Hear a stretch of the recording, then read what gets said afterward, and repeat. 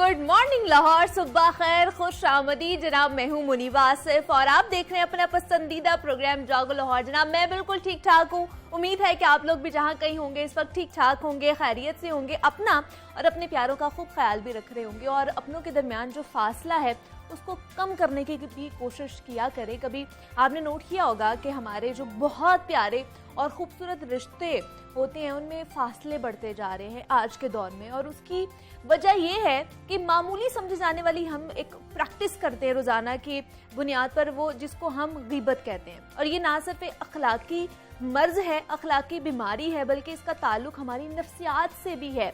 अक्सर लोगों की मैंने आदत देखी है कि वो हमेशा दूसरे लोगों को मौज़ूए बहस हमेशा रखते हैं। कहीं बैठ जाएंगे ना तो किसी एक बंदे को पकड़ के बैठ जाएंगे और उसके बारे में बातें करते रहेंगे, और उनको शायद बड़ी तसल्ली भी मिलती है कि जब वो किसी की बुराई कर रहे होते हैं, उनके बारे में बात कर रहे होते हैं। हालांकि हम सब ये चीज़ भी जानते हैं कि अल्लाह ताला ने कुरान करीम में वाज़े अल्फाज में ये फरमाया है कि गीबत करना उस तरह है जैसे अपने मुर्दा भाई का गोश्त खाना। लेकिन उसके बावजूद भी हमारे मुआशरे में आजकल झूठ बोलना, गीबत करना बहुत आम हो चुका है। हम उसे बुराई समझते ही नहीं है और उसे अपने रूटीन की एक चीज़ लेकर चल रहे होते हैं, हालांकि हम बहुत बड़े गुनाह के मुर्तकिब हो रहे होते हैं।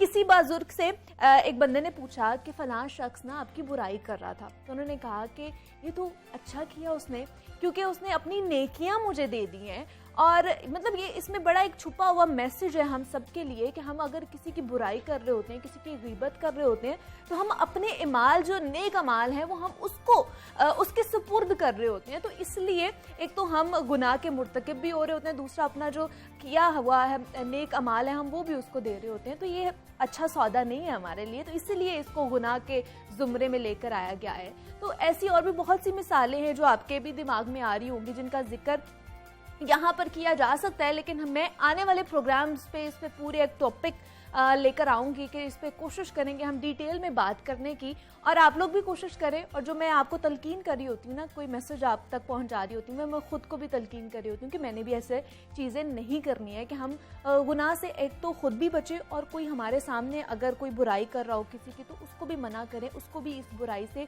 दूर रहने का बोले। तो ये एक खूबसूरत पैगाम था जो मैंने आपके साथ शेयर किया। उम्मीद करती हूँ कि आप भी इसके ऊपर अमल करेंगे।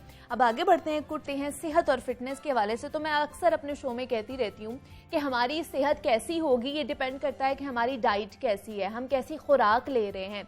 और हम अपनी खुराक सादा और मुतवाज़न रखें तो हम ना सिर्फ कई खतरनाक बीमारियों से बच सकते हैं बल्कि एक भरपूर और खुशगवार ज़िंदगी भी गुजार सकते हैं।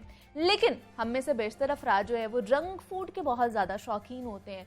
Soup, sauces, pizza, soda, burger, sandwiches, ice cream समेत दीगर ऐसी चीज़ें हैं जो बड़े शौक से हम लोग, बड़े बच्चे, बूढ़े इवन के बड़े शौक से खाते हैं। लेकिन इन तमाम चीज़ों में ग़िज़ाइयत कम और कैलोरीज बहुत ज़्यादा होती हैं। एक्सपर्ट्स के मुताबिक ज़्यादा कैलोरीज वाली जो खुराक है इसका इस्तेमाल जो है फ़ायदे की बजाय नुकसानदेह हो सकता है। अमेरिका में और इटली में एक नई रिसर्च हुई है जिसमें ये इंकशाफ हुआ है कि फ़ास्ट फूड या कम ग़िज़ाइयत वाली खुराक का ज़्यादा इस्तेमाल करने वाले जो अफराद हैं उनमें कोलोरेक्टल कैंसर, दिल की बीमारियां समेत कई ख़तरनाक बीमारियों के इम्कानात ज़्यादा बढ़ जाते हैं, मतलब उनको चांसेस ज़्यादा हो जाते हैं। तो रिच कैलोरिक फूड का ज़्यादा इस्तेमाल सेहत के लिए कितना ख़तरनाक साबित हो सकता है, कौन कौन सी ग़िज़ाओं में कैलोरीज़ की मिकदार बहुत ज़्यादा होती है और हम किस तरह से कैलोरीज़ को कैलकुलेट कर सकते हैं, इस पर बात करेंगे। हमारे साथ इस वक्त मौजूद हैं डॉक्टर अतिया गुल हैं, क्लिनिकल न्यूट्रिशनिस्ट हैं। डॉक्टर अतिया, आपको वेलकम कहती हूँ जागो लाहौर में। कैसी हैं आप? अल्हम्दुलिल्लाह, आप ठीक है? मैं भी बिल्कुल ठीक ठाक। डॉक्टर अतिया, ये जो नई रिसर्च आई है इसने तो मतलब पहले भी ये हमें चीज़ें पता था कि हाई कैलोरिक जो डाइट होती है हमें बड़ी नुकसानदेह साबित हो सकती है, लेकिन बहुत सारी बीमारियों को भी जन्म देती है ये सारी चीज़ें।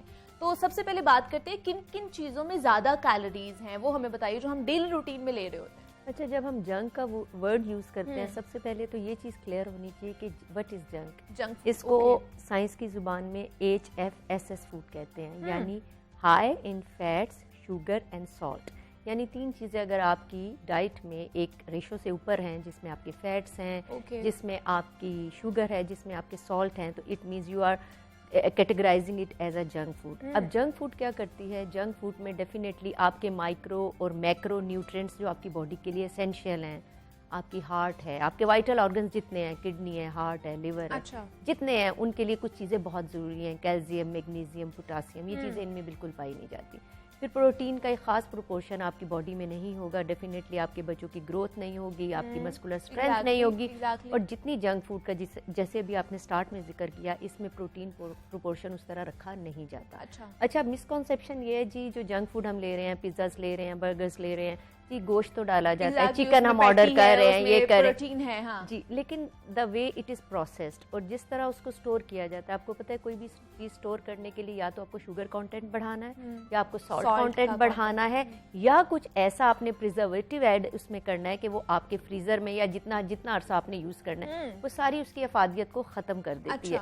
तो इस कॉन्सेप्ट को जो आमतौर पे जब मैं अपने पेशेंट से, वो जी डॉक्टर साहब उसमें हमने बीफ का ये डलवा लिया उसको, तो इस चीज़ को क्लियर कर लें कि डेट इज़ नॉट इफेक्टिव। दूसरी चीज़ ये होता क्या है कि जो यूजफुल कैलोरीज हमने लेनी होती है, वो आपने एक बर्गर अच्छा खासा जिसमें ढेर सारा आपका बर्गर पैटी है, आपकी चीज़ लगी हुई है और ढेर सारे सॉसेजेस हैं आपकी, जो वो प्रिजर्वेटिव में उन्होंने सिरके में चीज़ें रखी हैं वो सब लगा दी, वो इतना हैवी कैलोरीज आपने एक डोज में ले लिया, ठीक है। एक तो ये आपको लेथार्जिक की तरफ लेके जाएगा, क्योंकि बॉडी में एक फंक्शन होता है कि वो एक खास प्रोपोर्शन को एक खास टाइम पे डाइजेस्ट करता है। आपने हैवी डोज दे दी अपनी बॉडी को, आपका स्टमक लेथार्जिक की तरफ जा रहा है, आपकी बॉडी में वो एक्टिव लाइफ नहीं है, आपकी बॉडी को प्रोटीन उस तरह नहीं मिली कि जो आपको हेल्दी लाइफ दे सके।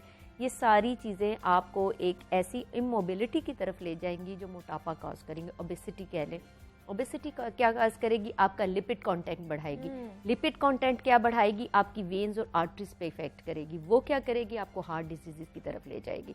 हार्ट प्रॉपर काम नहीं कर रहा, आपके लंग्स इफेक्ट हो रहे हैं, लंग्स हार्ट का केमिस्ट्री मैच नहीं करी, आपकी किडनी, तो क्या हुआ, ओवरऑल सिस्टम को ही आपने खराब कर दिया। और फिर उसके बाद जब आप एक खास एज को पहुंचते हैं, बचपन में क्या होता है कि आप बच्चे जो हैं, आजकल मैंने लंच में देखा है बहुत जंक होता है, वो भाग भूग के थोड़ा कैलोरीज बर्न कर लेते हैं। लेकिन व्हेन यू क्रॉस 35 और आप जिम भी नहीं कर रहे, आप मॉर्निंग वॉक भी नहीं कर रहे और आप इन चीज़ों को ले रहे हैं, तो क्या हो रहा है कि आपकी पूरी बॉडी में पॉकेट्स बन रही हैं, छोटी छोटी ना, फैट्स की। अब वो क्या करेंगी कि आपको नींद बहुत ज़्यादा आना शुरू हो जाएगी, आपका हेयर फॉल शुरू हो जाएगा, आपके साइड आपकी, क्योंकि आपके ब्लड में जितना शुगर लेवल है वो बढ़ रहा है ना। फिर आपने डायबिटीज पेशेंट रेशो देख ही लिया पूरी दुनिया में। व्हाट इज डायबिटीज, यही है कि आपकी बॉडी में उस ग्लूकोज को उस तरह प्रोसेस करने की एफिशिएंसी खत्म होती जा रही है और वो आपके सेल्स में डिपॉजिट होती जा रही है। जब आपने बंस में भी ढेर सारा फैट्स, मीठे बंस होते हैं, उसमें लिया हुआ है, फिर आपकी जो अंदर चीज़ें डाली हुई हैं वो प्रिजर्वेटिव से निकल के आई हैं, आपने सोडियम कंटेंट बढ़ा दिया, आपने शुगर कंटेंट बढ़ा दिया, एक तरफ आपने पूरा इंतज़ाम कर दिया कि मेरी आर्टरीज और वेन्स उस सोडियम की वजह से ब्लॉक हो जाएं, दूसरी तरफ आपने अपने ब्लड के अंदर शुगर का हाई लेवल इतना अप कर दिया कि आपने इंसुलिन रेजिस्टेंट बॉडी को कर दिया। अब ये सारी चीज़ें आपको किस तरफ लेके जा रही हैं? कितना हम लोग बर्डन डाल रहे होते हैं अपने ऑर्गन्स के ऊपर, अपनी बॉडी के ऊपर। ये तो मैंने आपको ये तो हमने अब हम आते हैं बच्चे की तरफ। अब बच्चे का क्या है कि पहले क्या था कि एक गैजेट्स नहीं थे हाथ में, एक तरफ मुंह में बर्गर डाल रहे हैं, एक हाथ में उसके गैजेट है, ठीक है। अब दो चीज़ें एट अ टाइम चल रही हैं, एक तो बॉडी पे जुल्म हो रहा है, एक उसकी आईसाइट पे हो रहा है, उसकी मोबिलिटी पे हो रहा है। ये सारी चीज़ें इकट्ठा करके आपके बच्चे को नफ्सियाती मरीज, जिस पे अभी आप बात करेंगी नेक्स्ट टॉपिक पे, वो बना रही हैं। तो इतना बड़ा एलिमेंट है, बच्चा क्या हो जाएगा, एग्रेसिव हो जाएगा, बच्चा हाइपर हो जाएगा, मूड फ्लक्चुएशंस बहुत ज्यादा है। और दूसरा, जब हम किसी गैजेट के साथ अपना खाना खा रहे होते हैं तो फिर हमें पता नहीं चल रहा होता, हम बहुत ज्यादा क्वांटिटी में भी खा जाते हैं, और फिर जंक भी है। हाँ, और जंक है ऊपर से, और तो वो फिर हम ज्यादा खा जाते हैं। अब क्या होता है कि जब आप जंक फूड लेते हो तो जंक फूड जो होता है वो टेस्ट बर्ड को इतना ज्यादा पसंद है कि आप उसकी तरफ अट्रैक्ट होते हो। फिर बॉडी, क्योंकि हम बायोलॉजिकल क्लॉक को तो फॉलो ही नहीं करते, हम तो रात को जागने वाले लोग हैं ना, तो क्या होता है कि वो टेस्ट बर्ड आपके ब्रेन सिग्नल्स आते हैं कि आई नीड इट। आपने देखा होगा मिडनाइट डील्स बहुत लगती हैं। मिडनाइट डील बनाने ने बड़ा साइकोलॉजिकल खेला है आपके साथ ना, क्योंकि उसको पता है कि उसने आपको इम्यून कर लिया, आपके टेस्ट बर्ड को, आपकी बॉडी को। रात को क्रेविंग्स होनी है तो हमें ऑर्डर करना है। लेकिन आप ये चीज, आप अपनी लाइफ में एक चीज को चेंज करेंगे कि अगर स्विच करेंगे ना हेल्दी फूड की तरफ, आपकी क्रेविंग खत्म हो जाएगी। क्यों? क्योंकि आपने पूरी बॉडी को वो माइक्रो और मैक्रो न्यूट्रिएंट्स दे दिए जो उसको चाहिए थे। अब बॉडी जो है वो फजूल नहीं खेलेगी आपके साथ, उसको नींद भी अच्छी आएगी उसको आप, लेकिन जंक आपको उठा के रख रहा है क्योंकि आपने बॉडी को एक्स्ट्रा सोडियम दे दिया, आपने बॉडी को एक्स्ट्रा शुगर दे दी। इसके ऑल्टरनेट क्या हो सकते हैं? मतलब हम जंक फूड को बिल्कुल भी नहीं निकाल सकते अपनी लाइफ में से इसका ऑल्टरनेट या इसको आराम आराम से कम करना किस तरह? अच्छा, मैं अक्सर अपनी फ्रेंड्स को कहती हूँ कि इस महीने जोड़ा ना लें, एयर फ्रायर ले लें। ठीक है, ठीक है, ठीक है। पहले हम थोड़ा इसका फ्राइंग प्रोसेस को थोड़ा पहले अगर हम कंट्रोल कर लें, उसमें आपको पॉजिटिविटी यहाँ मिलेगी। आपने एक एलिमेंट निकाल दिया है, वो है ऑयल। ओके, एक तो आप एयर फ्रायर की तरफ आ जाएं, ठीक है, क्योंकि जाहिर बात है आलू बच्चे फुल ऑफ विटामिन है, आप उसको नहीं रोक सकते। आपने उसको एयर फ्रायर की बच्चे को शुरू से आदत डाल दी, यहाँ आपने कंट्रोल कर लिया। दूसरा, कभी भी अगर आपने सोडियम, हम 1 बाय 1 अगर इसके कंटेंट्स की बात करें, हम सोडियम की बात करें, कोशिश करें कि खाने के ऊपर नमक डाला करें, ऊपर ना डाला करें, डाला करें ऊपर। अच्छा, प्रोसेस में ना डाला करें। ओके, क्या होता है, प्रोसेस वाला यूज हो जाता है, आप एक्स्ट्रा डालते हैं अपने टेस्ट बड को सेटिस्फाई करने के लिए ना, अब वो प्रोसेस वाले को एलिमिनेट कर दें। आपने वो जो ऊपर से किया है, जिसको आप काले नमक में कह लें, या घर में जो चाट मसाला, आप लोग तो बहुत रेसिपीज बताते हैं, ये ऐड कर लें, घरेलू चाट मसाले जो होते हैं, उसको आप ऊपर छिड़केंगे तो आपका वो वाला एलिमेंट जो आपने कुकिंग में बिला वजह सोडियम ऐड किया है, वो आपका खत्म हो गया। ठीक है, फिर लेकिन कहते हैं जो ऊपर हम लोग स्प्रिंकल करते हैं वो नुकसानदेह हो सकता है हमारी सोडियम की बात नहीं करी मैं, काले नमक की बात कर रही हूँ, मतलब उसका दूसरी तरफ। हाँ जी, मैं सोडियम कंटेंट व्हाइट सॉल्ट में बहुत ज्यादा है। ठीक है, और जब आप उसकी प्रोसेसिंग करते हैं ना, तो सिर्फ आप उसको ऐड करें, उसका कोई फायदा नहीं है। लेकिन ऊपर से जो अब आप आदत डालते हैं, आपने अक्सर जो कंट्रीज बहुत कॉन्शियस हैं, आप उनके टेबल पे हर्ब्स बहुत देखेंगे, उन्होंने एक छोटा सा रैक बनाया होता है जिसमें काला नमक पड़ा होता है, पिंक सॉल्ट पड़ा, हर्ब्स ढेर से। क्योंकि they love to sprinkle the different things on, क्योंकि उससे आपको फायदा होगा। ठीक है, फिर उसके बाद आपका जैसे दालचीनी है, उसमें मिठास है। ठीक है, अगर हम थोड़ी सी मेहनत करें किचन की चीजों के ऊपर, हमें नमक का ऑल्टरनेट भी मिल जाएगा, हमें चीनी का ऑल्टरनेट भी मिल जाएगा, हमें चाट मसाले का ऑल्टरनेट भी मिल जाएगा, और अल्लाह ताला ने हर में कुछ रखा हुआ है। अगर आप किसी दिन मैं प्रोग्राम करूंगी कि किस हर्ब से हमने क्या निकालना है, तो वो आपको उसका ऑल्टरनेट इस फॉर्म में मिल जाएगा। चीनी का आपको पता है स्टीविया पे कितना काम हुआ है, तो क्यों ना हम उसकी तरफ स्विच कर जाएं। बिल्कुल ऐसे ही है। और माओ को मैं ये कहूंगी कि वो घर बनाना शुरू करें, क्योंकि जो आप ऑर्डर करते हैं ना, मैं जंक फूड तो आपकी बात ठीक है, फौरन तो निकल नहीं सकता, थोड़ा सा लाइफस्टाइल को चेंज करते हैं, घर की तरफ करते हैं। उन लोगों ने बहुत पुराना पता नहीं कहां से लेके आपके बच्चे को क्या खिला रहे हैं, आपको कुछ पता नहीं है।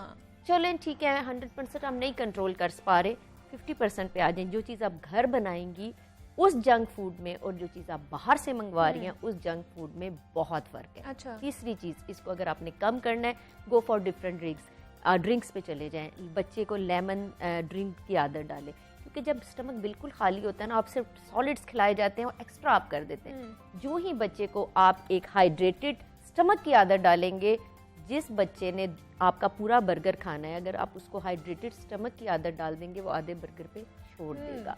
दूसरा, जब आप प्लेटर घर में तैयार करते हैं जंक फूड का, आप हर चीज को कंट्रोल, मैंने आपको आपका तो फ्राइज भी आपके उसमें हो गया, आपका जो चिकन है, यू नो इट कि मैंने सुबह ही इसका बीफ बना के टिक्की या पैटीज जो भी आपने बनाया वो बनाया, मुझे पता है कि ये क्या है। ठीक है, तीसरी चीज है फ्रेशली मेड है, आपको प्रिजर्वेटिव नहीं डालना ना, उसको स्टोर, ये टिक्कियां जो स्टोर होके हम फौरन निकाल के, इसमें बहुत प्रिजर्वेटिव है, इतना सोडियम डालते हैं ताकि ये खराब ना हो। आपने तो फ्रेश बनाया, आपने कितनी चीजें उसमें से एलिमिनेट कर दी। और तीसरी चीज, जो वेजी आप उसमें डालोगे, अच्छा इसी तरह मुख्तलिफ चीजें हैं जिसके जंक इफेक्ट को आप वेजिस से कंट्रोल कर सकते हो। पोर्शन बढ़ा दें वेजिस, ठीक है। अब पिज्जा आप बना रहे हो, पोर्शन सब्जी का बढ़ा दें, ठीक है। आप जो भी चीज बना रहे हैं उसमें बढ़ा दें। फिर जो आपका दूध सुबह आता है उसमें से आप जो निकालते हैं बलाई, कुछ चीज तैयार करें। अब मैंने आपको जंक तो आप दे ही रहे हैं, अब क्योंकि हम आम टर्मिनोलॉजी में हाई कैलोरी फूड को ही बोल रहे होते हैं, आपका चीज भी उसमें आ रहा है, आपका शुगर भी आ रहा है, आप सब कुछ दे रहे हो, लेकिन आपने अल्टरनेट्स कर लिए, आपने लाइफस्टाइल चेंज किया। दूसरी बात ये, आपका टेबल जो है, अगर आपने बच्चे को हेल्दी लाइफस्टाइल की तरफ लाना है तो हर माँ को टेबल पे काम करना होगा। वो टेबल जो बच्चा भागते हुए उठाता है और मुंह में डालता है, अच्छा। ठीक है, उसमें आपके अंजीर भी पड़ा होना चाहिए, उसमें आपके बादाम भी पड़ा होना चाहिए, उसमें आपके भुने हुए काले चने भी पड़े होने चाहिए, उसमें आपकी खजूर भी। क्योंकि बच्चे को जब भूख लगेगी या तो फ्रिज खोलेगा या तो वो टेबल पे भागेगा। ठीक है, फ्रिज वाला प्रोसेस लंबा है, निकाले फ्राई करे, उसने टेबल की तरफ भागना है। अब तो इतनी हेल्दी कुकीज बनाने का तरीका इतना अच्छा आ गया, भुने हुए चनों की कुकीज बनती हैं, दाल की कुकीज बनती हैं, बेसन की कुकीज बनती हैं। देखिए ये सारा कुछ, हम इसको कैटेगराइज बेकरी के आइटम को आमतौर पे हम जंक बोलते हैं ना, हमने सारे बिस्किट बनाए लेकिन हेल्दी स्टाइल, हेल्दी उसमें हम लोग चले गए ना रेसिपी में। चीनी में अगर आपको शुगर को कम करना है जंक में, तो प्लीज गो फॉर द शहद। ओके, खजूर की तरफ भी जा सकते हैं, जाएं और अंजीर की तरफ जाएं। अच्छा। अंजीर पे जितना मैंने पढ़ा है कि it's just like a miracle food, कि अगर आप अंजीर आपकी लाइफ में है आप बूढ़े नहीं होंगे, आपका ग्लूकोज लेवल फ्लक्चुएट नहीं करेगा, बिल्कुल, बिल्कुल। सोडियम रेजिस्टेंट आप हो जाएंगे। जो डायलिसिस पेशेंट भरे पड़े हैं हॉस्पिटल्स में, अगर अंजीर का प्रॉपर इस्तेमाल शुरू हो जाए तो आप यकीन माने हम किडनी डिजीजेस को इतना कंट्रोल कर सकते हैं। और सोडियम के लिए go for the pink salt और काला नमक, ठीक है। और जंक फूड के लिए हर का टिफिन जो है, टिफिन पे फिर स्पेशली एक शो करेंगे कि उसको हम जंक फूड से कैसे अवॉइड इस तरह अवॉइड करवा सकते हैं, और जो हमारा जंक फूड है उसको किस तरह हेल्दी वे में हम लोग लेकर आ सकते हैं, घर पे क्या क्या चीज़ें बना सकते हैं, इस पर हमने बात की है। डॉक्टर अतिया गुल, क्लिनिकल न्यूट्रिशनिस्ट, हमारे साथ मौजूद थी। डॉक्टर अतिया, बहुत शुक्रिया आपके वक्त का कि आप यहाँ पर आई, और जनाब बहुत सी टिप्स डॉक्टर अतिया हमें देकर जा रही हैं कि हम किस तरह हेल्दी वे में अपने बच्चों को जो है जंक फूड की तरफ लेकर आ सकते हैं और उनको कम भी करवा सकते हैं। तो उम्मीद करते हैं कि आपको बहुत सी चीज़ें आज के शो से मालूम हुई होंगी। यहाँ पे एक छोटी सी ब्रेक लूँगी, आपने कहने जाना, मिलते हैं इस ब्रेक के बाद।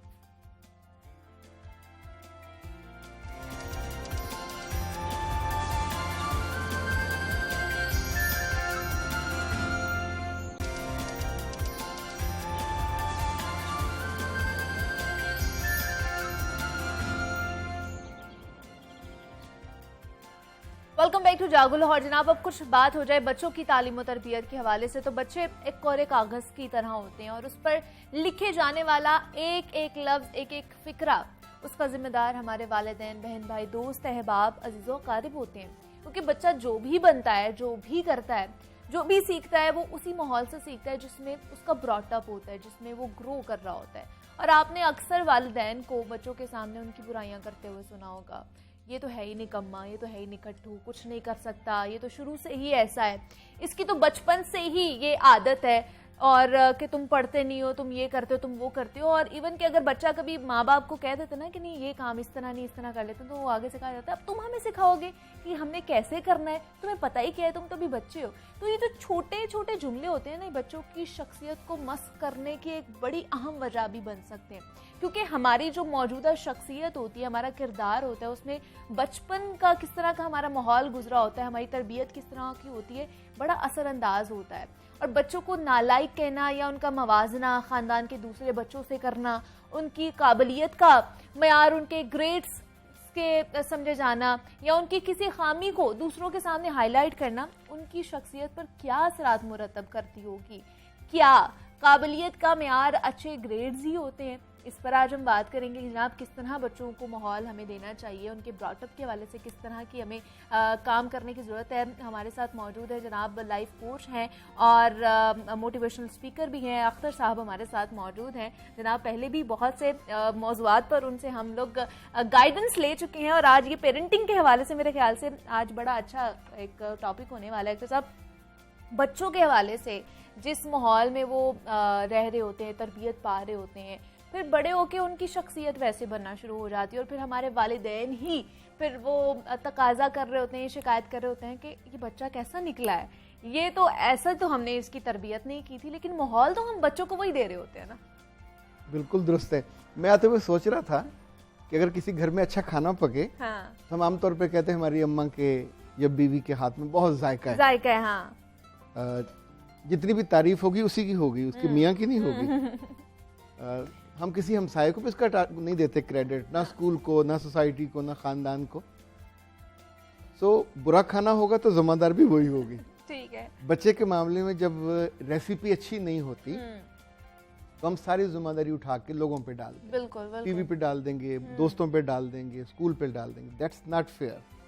यानी जिसने बच्चा बनाया और उसको जिस तौर पे लेके चला, अच्छा बच्चा रोबोट तो है नहीं है। Exactly, हाँ जी। अगर वो मिठास महसूस करता है, मर्च महसूस करता है, तो आपको हैरत होगी 7 या 8 साल में बच्चे के अंदर सबसे ज्यादा सेल्फ रिस्पेक्ट जागती है। नहीं, बच्चा रोता कब है? जब उसकी इज्जत पे आप उंगली उठाते हैं।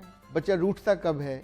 जब आप दूसरों के सामने उसको इंसल्ट कर देते हैं। बिल्कुल। अच्छा, इसी तौर पे जब आप अभी कह रहे थे कि तुम निकम्मे हो, तुम ऐसे हो, ये हमारी ख़वातीन को इतनी बुरी आदत है, बल्कि मुझे कभी लगता है लत है, जो नस्ल दर नस्ल चल रही है कि गॉसिप में अपना ही बच्चा और अपना ही मियाँ ये दोनों गरीब हदफ बनते हैं। अच्छा, जब आप उसको मुसलसल रगड़ रहे हैं, हाँ। उसके दोस्तों के सामने, उसके अजीजों के साथ, हाँ, इसके बिल्कुल बरक्स एक और मजे की चीज कभी नोट करें, अगर जेठानी या जेठ बच्चे को बुरा कहे, देवरानी या देवर बुरा कहे, नंद या नंदोया बुरा कहे, तो आपको आग लग जाती है। हमें बड़ा बुरा लगता है हमारे बच्चे को बुरा कह रहे हैं। इसका मतलब हम सोचते हैं कि अपने बच्चे को बेइज्जत करने का कुल हक हमें ही है, हम दूसरों को वो हक नहीं देते। उस पर हमें अगर कभी गौर करें कि अगर उसके बुरा कहने से आपका दिल बुरा होता है और आपके बच्चे का भी दिल बुरा होता है, तो हम क्यों नहीं उसको अच्छे लफ्जों में।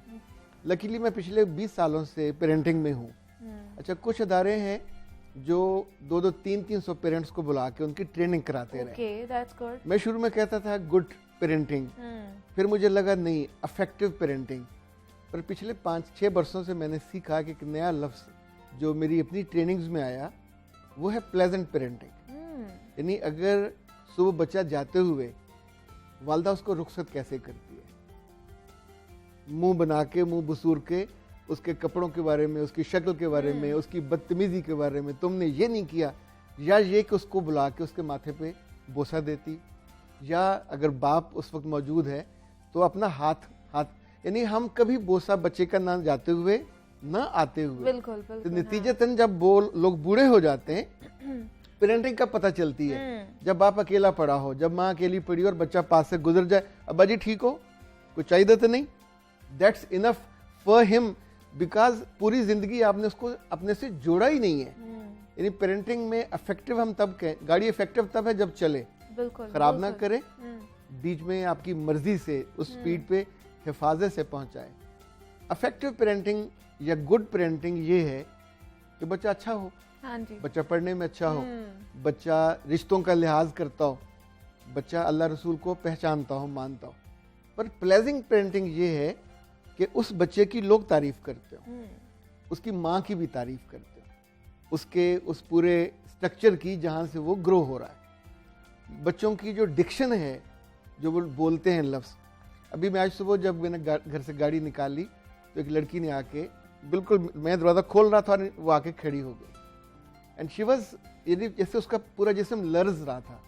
तो मैंने पूछा क्या हुआ, तो उसने कहा कि वो लड़का मुझे, अच्छा वो अपने घर से निकली, शी वाज ए टीचर, हमारे घर के ज़रा आगे स्कूलों की लाइन है पूरी, अच्छा, तो उसने कहा ही इज़ चेजिंग और मुझे वो अजियत दे रहा है। मैंने मुड़ के देखा तो बहुत ही खूबसूरत उसने एक मोटरसाइकिल और ऊपर लाल शर्ट पहनी हुई। तो what about that, is it A parenting? ना अच्छी है ना मुअस्सर है, इट्स ए बैड पेरेंटिंग। कि जब आप उसको ये नहीं सिखा सके, एक लड़की नहीं एक टीचर है, बिल्कुल, बिल्कुल, कि आप किसी लड़की का, किसी खातून का रिस्पेक्ट भी नहीं कर सकते और उसको शिकार समझ के। अच्छा, यही बच्चे हैं जो बड़े होकर फिर स्कूलों में भी नशा करते हैं, यही हैं जो रेप करते हैं, यही हैं जो जुर्म करते हैं, चूंकि उनकी डिक्शन में सिर्फ बुरे बुरे लफ्ज होते हैं, तुम बुरे, तुमने ये किया, तुमने वो किया। अच्छा, जब कोई शिकायत आ जाए, हम आमतौर पे शिकायत सुन के उसे छुपा देते हैं, शिकायत करने वाली पार्टी के साथ होते हैं, बच्चे के साथ नहीं होते। बिल्कुल ऐसे ही है, हाँ। अगर हम उसके बारे में कंसर्न हमारा हो और उसके साथ बैठ के कुछ अच्छे लफ्ज हम उससे शेयर करें, अपना कंसर्न हम बताते ही नहीं है, हमें अपना बेटा कैसा चाहिए, बदतमीज चाहिए, बदतहजीब चाहिए, एरोगेंट चाहिए, जो लोगों का लिहाज ना करने वाला चाहिए, ऐसा चाहिए जो मेरे मरने के बाद मुड़ के याद भी ना करे, मेरी कभी कब्र पे भी ना आए। मतलब हम उसको क्या बताना चाह रहे हैं, हम चूंकि उसे ये शॉपिंग लिस्ट देते ही नहीं है, तो नतीजतन बाद में इट्स वेरी इजी कि बच्चा नाफरमान हो गया। वो कैसे ना होता गरीब का बच्चा, आपने उसको उम्र भर, देखें लड़की को घर वाले बताते हैं कि आज चावल चाहिए, आज मटन चाहिए, आज सब्जी चाहिए, तो बच्चे को बताएं ना कि हम चाहते हैं कि लोग तुमसे मोहब्बत करें, हम चाहते हैं लोग तुम्हें आइडलाइज करें। तजाद रखते हैं ना, लड़की के ब्रॉटअप में हमारे कंसर्न्स और होते हैं, लड़के के ब्रॉटअप में हमारे कंसर्न्स, माहौल ही और होता है ना हमारा। अच्छा, मजे की बात यह है, किताबी दुनिया और है। अब मैं चूंकि प्रैक्टिकली पिछले 15-20 साल से प्रैक्टिशनर हूँ, तो मेरे पास जब वालिदैन अपनी बिगड़ी बेटी को या बिगड़े बेटे को लेके आते हैं, तो आप यकीन माने मोस्ट ऑफ द केसेस बच्चे का या बच्ची का कसूर नहीं होता। माँ जब गज भर लंबी जुबान सारा दिन मुंह के अंदर नहीं रखती, सारा दिन उसको डिसरिस्पेक्ट करती है, जितने बुरे लफ्ज उसने सुने होते हैं वो सारे मुसलसल उगलती है, तो उसकी डिक्शन क्या बनेगी? वो अपनी बहनों पे वही इस्तेमाल करेगी या करेगा, वो अपने भाइयों के साथ वही करेगा, and end of the day अपने दोस्तों के साथ भी वही उसी तरह की सख्त जुबान इस्तेमाल करेगा। बिल्कुल ऐसे ही। अच्छा, आप कभी सोचें कि एक इमाम हो मस्जिद में, वो इमामत करने वाला हो और उसका नवासा आके उसके ऊपर बैठ जाए, हम अफोर्ड कर सकते हैं? हम तो उसकी माँ को डांट डांट के बुरा, तुम्हें पता नहीं है तुमने क्या किया। एग्जैक्टली। अच्छा, जो हमारा रोल मॉडल है वो तो उनको उठा के गोद से ऐसे कर लेते थे, यानी या यहाँ बिठा लिया नमाज के बाद। इवन हदीस में है कि नबी सल्लल्लाहु अलैहि वसल्लम सजदे में जाते थे तो उनको उतार देते थे, सजदे से उठते थे तो उठा के दोबारा गोद में भर लेते थे या कंधे पे बिठा लेते थे। क्या हम दे रहे हैं उसको? एक मोहब्बत की डिक्शन दे रहे हैं। तो अब हम ये नहीं करते, नतीजतन ये जितने बुरे बुरे लफ्ज हमने सुने होते हैं, हम तो दूसरों के सामने सर अपने बच्चे को डांटना एक कह लें कि फर्ज समझते हैं, फखर महसूस करते हैं कि अच्छा हम किसी के सामने डांटेंगे और वो बच्चा इंसल्ट फील करेगा या चुप करके बैठ जाएगा तो लोगों को पता चलेगा अच्छा बड़ा अच्छा दबदबा के रखा हुआ है अपने बच्चे को। आपने देखा उसका नतीजा क्या हुआ? हमारे बच्चे और बच्चियां दोनों मेहमानों के सामने अब आते ही नहीं है, यानी सगे अजीज घर में आ जाए तो अब ये भाग कर आके अस्सलाम वालेकुम या साथ बैठना और सर नीचे करके प्यार लेना, अब वो नहीं है। अब ये नहीं होता, बल्कि बाज़ माओं को चीखना पड़ता है कि तुम्हारी मासी आई है, खाला आई है, तुम आते क्यों नहीं हो? और वो अगर इनकार कर दे कि मैंने नहीं आना, आप कुछ भी नहीं कर सकते। बिल्कुल ऐसे। अच्छा, उस वक्त जो आपकी बेइज्जती शरीफ होती है वो काफी ज्यादा होती है, तो उसमें कसूर उसका नहीं है। आपने उससे पहले उसे कभी ये बताया भी नहीं है, या उसके अंदर डर है कि मैंने जाना तो बेइज्जती होनी है, यानी जब बैठूंगा या बैठूंगी तो मेरे बारे में एक पूरी लिस्ट होगी अम्मा के पास, शिकायत होगी कि ये करता है, ये करती है। तो ये जो गॉसिप का मौजू है ये बदलना चाहिए। अच्छा। तो उससे ये कि जब आप देखें हम बाजार जाते हैं तो कभी गार्बेज नहीं खरीदते, पर घर में जब हम बात कर रहे होते हैं तो we sell garbage, we distribute garbage. Exactly. बच्चों के साथ ऐसा बहुत कम होता है कि हम उन्हें दुनिया के बेहतरीन बच्चों की कभी मिसाल दे रहे हों, कभी उन्हें इंस्पायर कर रहे हों। अच्छा, उसकी एक और बड़ी वजह है, खुद हमें इल्म नहीं होता। हमें ये इल्म है लेटेस्ट फैशन क्या है, हमें ये इल्म है कहाँ पे सेल लगी हुई है, कहाँ पे क्या हुआ, पर बच्चों की ग्रोथ के लिए, उनकी अपब्रिंगिंग के लिए, ये सिर्फ बच्चा नहीं है, ये एक पूरे खानदान का सरबराह बनना है। कल शादी के बाद जब अपनी बीवी को ये डिसरिस्पेक्ट करता है तो अपने उस खानदान की पूरी बुनियाद हिला के रख देता है। बेशक। वो बच्ची, उसका खानदान, वो सफर करता है। बिल्कुल। अच्छा, जिस जगह पे ये जॉब करता है वहाँ एरोगेंट होता है, यानी अगर उसका बिलीव नहीं है अपने वैल्यू सिस्टम पे, आपने कभी सिखाया ही नहीं है यार हमारे खानदान में ये वैल्यूज हैं, बदयांती नहीं करते, हमारे खानदान में जो मर्जी हो जाए सच बोलना है, मैं तुम्हें सीने से लगा लूंगा, कभी कोई गलती हो जाए मुझे छुपाना मत। अच्छा, ये बहुत से केसेस मैंने देखा कि बाप अगर थोड़ी स्पेस दे दें तो बच्चा गलती करके भी आके सीने से लग जाता है। वो सोचता है कि ये मुझे शेल्टर दे देगा। अपने बच्चे को शेल्टर नहीं देना तो किसको देना है? अच्छा, वालिद के हवाले से ये बड़ी शिकायत भी आती है, मतलब ये केसेस हमने भी देखे हुए हैं इर्द गिर्द कि उनके साथ वो वैसा बॉन्ड नहीं होता जैसे वालिदा के साथ होता है। मतलब वालिद बेशक वो एक अपना रोल प्ले कर रहे होते हैं हमारी ज़िंदगी में, तरबियत भी कर रहे होते हैं, लेकिन उस तरह की अटैचमेंट उनके साथ नहीं होती। और फिर बच्चे कहते हैं कि हम कामयाबी की कोई भी सीढ़ी चढ़ जाएं, कोई भी कामयाब हो जाएं, अच्छे ग्रेड्स भी लें, अच्छी जॉब भी शुरू कर लें, तो हमें कभी थपते भी नहीं दी जाती है कि बच्चे तुमने अच्छा काम किया। हाँ, एक ज़माने में ये बहुत ज़्यादा था। मुमताज़ मुफ्ती ने एक जगह कहा कि ये औरतें बड़ी चालाक होती हैं। अच्छा। और ये सारी मोहब्बत अपने लिए रखती हैं, तो जब गुस्सा निकालना हो, उसको डराना हो, तेरा प्यो आएगा, तेरा बाप आएगा तो मैं उसे बताऊंगी, यानी बाप एज ए टूल वो इस्टेब्लिश कर देती हैं कि ये डंडे वाला है, गुस्से वाला है, और उस गरीब को आती चाबी दे देती हैं। तो जो अक्लमंद बाप है, अगर आते भी माँ ये उसके कानों में भरे कि लड़की ने ये किया मेरी बात नहीं मानी, लड़के ने ये किया मेरी बात नहीं मानी, तो तब भी उसको कानों का कच्चा भी नहीं होना चाहिए, सही, और फौरी तौर पे रिएक्ट नहीं करना चाहिए। जब तक आप उनको बुला के बिठाते हैं, चाय इकट्ठे पीते हैं, खाना इकट्ठे खाते हैं, क्या मतलब कुछ अपने कपड़े आपने देने लटकाने, थोड़ा उससे रिलेट करें, उतने अपने से जोड़ें, फिर अगर वो आपसे शेयरिंग पे आमादा हो जाए तो आपका पूरा मंजर बदल जाएगा। बाप हमारे जो इस वक्त मौजूदा हैं 90% वो हैं जो घर में आके किसी से बात ही नहीं करते। बिल्कुल ऐसे ही, कपड़े हाँ जी, उतारे, हाँ जी। मोबाइल लेके, अच्छा अब लोग टीवी नहीं देखते, हाँ। अब अपने मोबाइल पे, और ये ऐसा मर्ज है घंटों आप देख सकते हैं। बच्चे भी यही करते हैं। माएँ अब उनके बारे में, उनकी शान में क्या गुस्ताखी करें, तो नतीजा ये है कि वो जो जहाँ से आपको मोहब्बत उसका सोता फूटना चाहिए वो नहीं फूटता। जहाँ से आपको मुझे कैसे पता चलता कि मेरा दादा कैसा था? हमारे वालिद बताएंगे, तभी पता चलेगा। हाँ, एग्जैक्टली। मैं कभी अपने असातिज़ा से पूछता हूँ कि मुझे वो उस्ताद क्यों अच्छा लगता है जो अपने उस्ताद की इज्जत करता था, या कभी उसकी कोई खूबी को खूबसूरती बयान करता था। तो जब बाप अपने बाप की या अपनी माँ की या अपने ख़ानदान की कोई खूबसूरती बयान करेगा तो मेरे दिल में क्यों नहीं, हम तो एक एक चीज़ को याद रखते हैं। हमारे पास माओं के पास और बापों के पास बयान करने को बहुत अच्छी मिसालें होनी चाहिए। अच्छा, नहीं है तो घड़नी चाहिए, क्योंकि बच्चा आप दोनों को आपस में लड़ते देखता है तो वो बैड टेस्ट। एग्जैक्टली। अच्छा, हाँ। जो आप ख़ानदान की शिकायतें कर रहे हैं वो बैड टेस्ट। बाहर से आपकी शिकायत टीचर ने की या स्कूल ने की तो आप उसे वहीं छुपाते हो, झूठ बोलते हो, और अगर पहुंच गई घर पेरेंट्स मीटिंग में तो भी हमारे पेरेंट्स वहीं पे यानी शाउट कर जाते हैं, जो नहीं करना चाहिए। ये बच्चे आपके अपने हैं, अपने बच्चों को अपने बच्चों की तरह रखना चाहिए, ये गैरों के नहीं हैं। अदरवाइज जब ये बड़े हो जाते हैं तो फिर ये आपके नहीं रहते। अभी पिछले दिनों किसी वफाकी सेक्रेटरी की मौत हुई है एक्स इस्लामाबाद में। उसकी 3 दिन के बाद डेड बॉडी मिली घर में से, बदबू की वजह से। आप सोचिए कि हाउ सक्सेसफुल ही वाज, 2 बेटे जिसके हों और वो ना पता हो उनको, तो क्या कमाया आपने? ना बच्चों को आपने खुद से रिलेट किया, ना बच्चों के दिल में। पिछले दिनों एक साहब को बहुत अच्छी जॉब मिली, बैरून मुल्क डॉक्टर थे। अच्छा, उन्होंने इनकार कर दिया तो सभी ने उसको समझाया, तो उसने कहा मेरी माँ का पाँव कटा हुआ है शुगर की वजह से, मैं उससे दूर जाने का सोच भी नहीं सकता। यानी पूरा करियर उसका पड़ा हुआ था।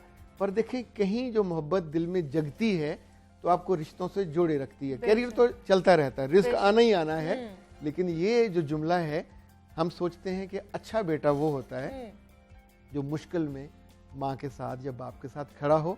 तब आप उसको अगर बुरी यादों के साथ परवान चढ़ाया हो तो फिर आपका कभी अच्छा बेटा नहीं बन पाता। बिल्कुल ऐसे ही है। तो ये बुनियाद जो है हम लोगों के बच्चों की पेरेंटिंग में, ये हमने खुद रखनी होती है, और अच्छी बुनियाद तभी रखेंगे जब दोनों साइडों से काम हो रहा होता है इस पर। हमारे साथ एक ना, जो अब साइंस एक और नई बात कह रही है कि बच्चों का, जैसे मर्दों का या औरतों का एक सेंटर ऑफ फोकस होता है, हाँ जी, तो जो बच्चों का भी एक सेंटर ऑफ इमोशंस होता है। अच्छा, जो वालिद या वालदा उसको समझ लें और उस इमोशन के साथ रिलेट करने लगे तो वो बिल्कुल आपको आंखें बंद करके फॉलो करने लगते हैं। वो वापस आके आपको सारी स्टोरी भी बताएंगे, जो अच्छा बुरा करना वो भी आपसे शेयर करेंगे। बिल्कुल ऐसे, और सारी चीजें, हाँ, उनको ठीक करना बहुत आसान हो जाता है। ठीक। तो एंड पे फिर क्या करना चाहिए? मतलब फिर इनकी काउंसलिंग कितनी देर बाद करा देनी चाहिए फिर, बच्चों की भी और पेरेंट्स की भी? देखिए, दुनिया में तो कॉन्सेप्ट पूरा बदल गया। वो 7वीं 8वीं से काउंसलिंग, करियर काउंसलिंग और पर्सनैलिटी ग्रूमिंग की, हाँ। और हमारे यहाँ आमतौर पर इस बारे में बॉदर नहीं किया जाता। बच्चा जो ही थोड़ा सा तनहा होने लगे, ठीक है, बच्चा थोड़ा सा रूड होने लगे, ठीक है, और अपने बहन भाइयों के साथ अकोमोडेटिव ना हो, चिढ़ने लगे, आपको आगे से जवाब देने लगे, तो आपकी नींद खराब होनी चाहिए। आपको इल्म होना चाहिए कि मेरा सबसे कीमती एसेट, यानी ये ऐसा ही है जैसे बैंक में कोई आपका एसेट चुराने लग जाए, हाँ, और आपको पता चले कि मेरा जितना सरमाया था कोई ले गया, तो कितना दुख होगा। तो ये तो आपके सामने हो रहा, तो इसका मतलब है फौरन आपको, जैसे आग लगने का अलार्म बजता है, अब तो धुआं हो तो भी जहाज में अलार्म हो जाता है।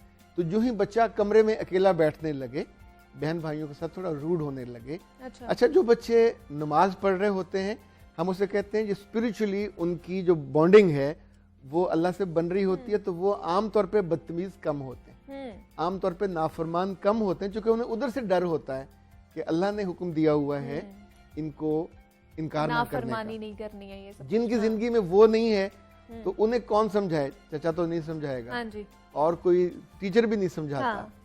तो जाहिर है वो फिर उन्हें एक वर्किंग रिलेशनशिप होता है, वो कभी खराब हो जाता है, कभी अच्छा हो जाता है। तो जो ही ये ज़रा बड़े होते हैं तो फिर आपसे मोहब्बत नहीं करते। दूसरा वर्किंग जो पेरेंट्स हैं उनके हवाले से बताइए कि मतलब उनका ज़्यादातर फिर इम्फसाइज वो करते हैं कि हम लोग स्कूल में बच्चों को भेज रहे हैं, वहाँ पे एक तो तालीम भी वो हासिल करेंगे और तरबियत भी वहाँ से हासिल करेंगे, तो ये दुरुस्त अमल है कि इस चीज़ को हम लोग कर रहे होते हैं? हम सब्जी लेने गए, हाँ, सब्जी ली, अच्छी ली, महंगी ली, पकाना उसके ज़िम्मे नहीं है। बिल्कुल, हाँ, वो आपको पका के तो नहीं देगा, हाँ, पकाने वाली जगह और है। तो तरबियत की जगह या तहजीब की जगह वो घर है, वो भी माँ है, बाप नहीं है। बाप ओवरऑल जैसे हम होता है ना, मिस्त्री प्लस्तर करके बाद में उसके ऊपर एक पोछा सा फेरता है, तो बाप ये काम कर सकता है। अच्छा, बाकी सारी जो इंग्रेडिएंट हैं वो माँ के पास है, ज्यादा जिम्मेदारी माँ, ज्यादा जिम्मेदारी भी माँ के, ज्यादा टाइम भी उसी के पास है। अच्छा, वो चिढ़ती है, वो अगर फर्ज करे वो कहती है जो मैं थक गई हूँ काम करके, अल्लाह की बंदी तुम्हारा बॉस तुमसे राजी, कुलीग राजी, काम तुमसे मुतमईन, तो ये वाला जो है इसके लिए तो कर रहे थे। अगर ये खुश नहीं होगा, इसे वक्त पे खाना नहीं मिलेगा, इसे वक्त पे मोहब्बत नहीं मिलेगी, तो ये बदतमीज तो बनेगा।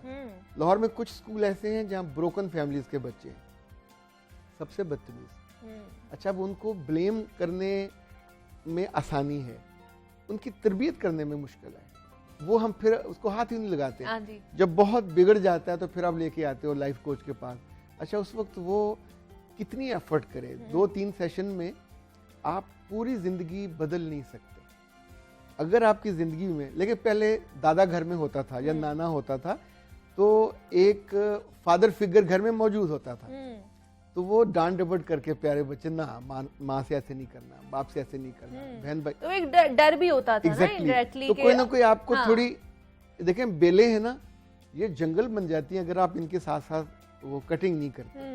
तो बच्चा जैसे जैसे, अरबी में कहते हैं कि 7 साल तक बच्चे से मोहब्बत करो, उसे अपनी मोहब्बत का आदी बना दो, अगले 7 साल उसकी तहजीब करो। अब उसे बताओ कि तुम्हारे खानदान में क्या अच्छा है, तुम्हारी माँ के खानदान में क्या अच्छा है। हमें तो दोनों का नहीं पता होता, हमें दोनों की सिर्फ बुराइयां पता होती हैं, दोनों की बुराइयां याद होती हैं। अच्छा, फिर जो हमारा कबीला है, जो बरादरी है, लाइक कुछ बरादरियां जहाँ इज्जत और गैरत बहुत अहम होती है, कुछ में कंजूसी बड़ी अहम होती है, कुछ में सखावत बड़ी अहम होती है, कुछ में छोटे बड़े का लिहाज बड़ा अहम होता है। तो ये किसी किताब में से नहीं आता, ये तो आसपास से आप सीखते हैं। बिल्कुल। और अगर माँ नहीं सिखाएगी, सिर्फ इल्ज़ाम लगाएगी, तो आप सोचिए कि खुदा ना खास्ता, मैंने पिछले दिनों पढ़ा था कि अमेज़न में जो बाज़ कबाइल हैं, जब उन्होंने कोई दरख्त काटना होता तो उनके मजहब में, बिलीव में, दरख्तों को काटना हराम है। अच्छा, तो वो पूरा कबीला जमा होकर दरख्तों के गिर्द उसको गालियां निकालते हैं, उसको बुरा भला कहते हैं, उनके चेहरे नफरत से भरे होते हैं। चंद दिनों के अंदर वो दरख्त सूख जाता है। अब सोचिए, ये पहले तो सिर्फ एक थी ना रिचुअल, अभी तो साइंस ने साबित किया कि पौधों से आप नाराज हो तो वो सूख जाते हैं, खुद ही जो है वो मुरझा जाते हैं। अख्तर अब्बास साहब हमारे साथ मौजूद है, लाइफ कोच है, मोटिवेशनल स्पीकर है। सर, बहुत शुक्रिया आपके वक्त का कि आप यहाँ पर आए। और पेरेंटिंग के हवाले से जनाब हम बात कर रहे थे कि बच्चों की ब्रिंगिंग किस तरह करनी चाहिए और किन किन चीज़ों का ख्याल रखना चाहिए। आप एक छोटी सी ब्रेक लेंगे, मिलते हैं इस ब्रेक के बाद।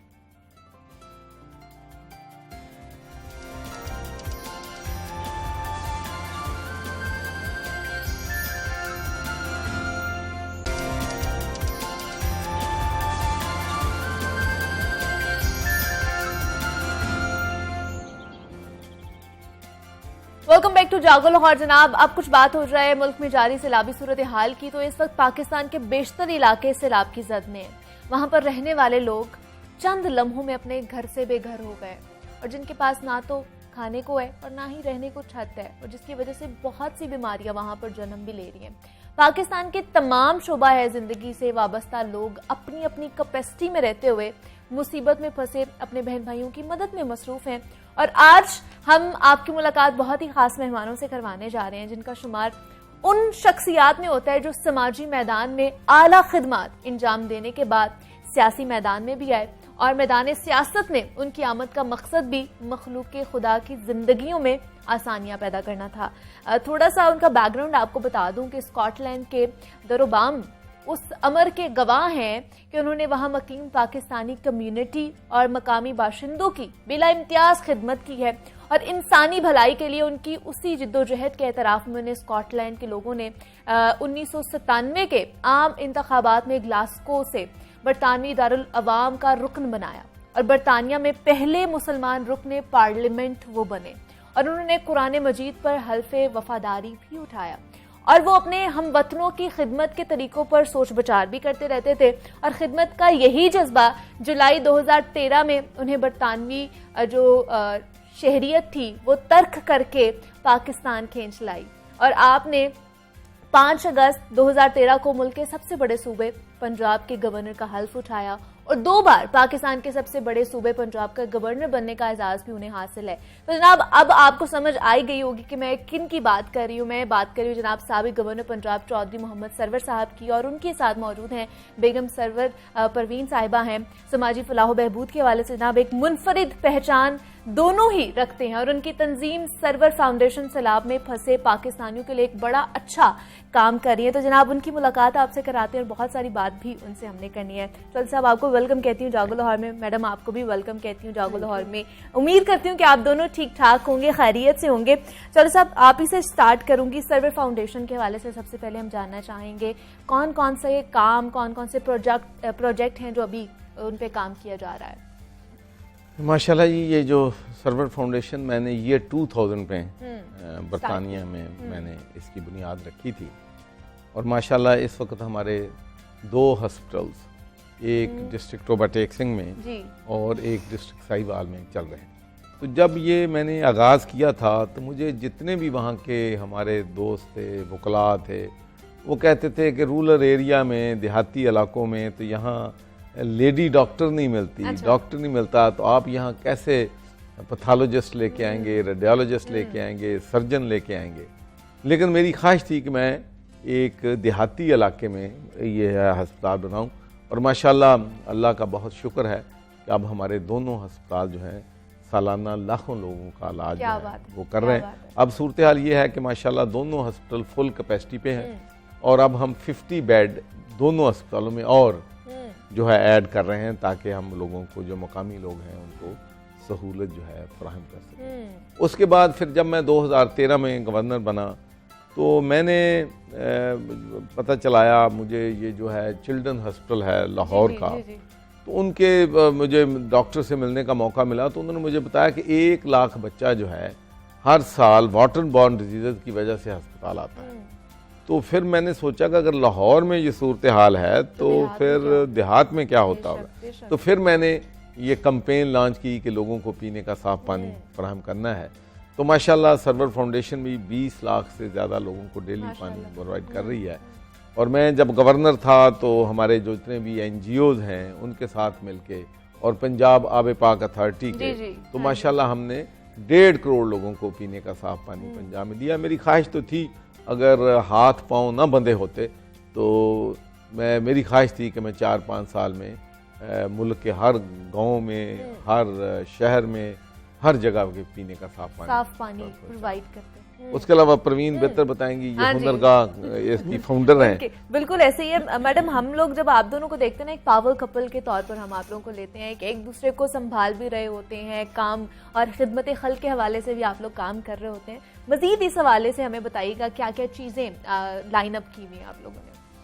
हमारा जो हॉस्पिटल जो भी इन्होंने जिक्र किया, वहाँ मैं वुमेन वेलनेस क्लिनिक शुरू करने लगी हूँ क्योंकि उस एरिया में ना तो diagnostics for cancer, even to identify a small lump, वहाँ कोई ऐसी फैसिलिटी नहीं है।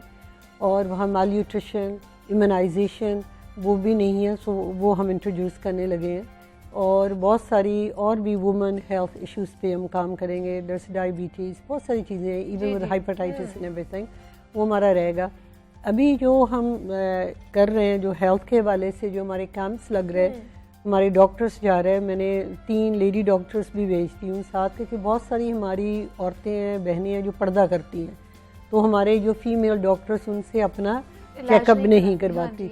तो हमें फीडबैक यही आ रहा है क्योंकि बहुत सारी हमारी बहनें प्रेग्नेंट भी है, देर अंडर नरिश्ड, एंड उसके अलावा जो छोटे छोटे बच्चे हैं, they got scabies, water borne disease, जो पानी के साथ साथ उनको इन्फेक्शन हुआ। जब मैं देखती हूँ तो मैं सोचती हूँ ये हम भी हो सकते हैं।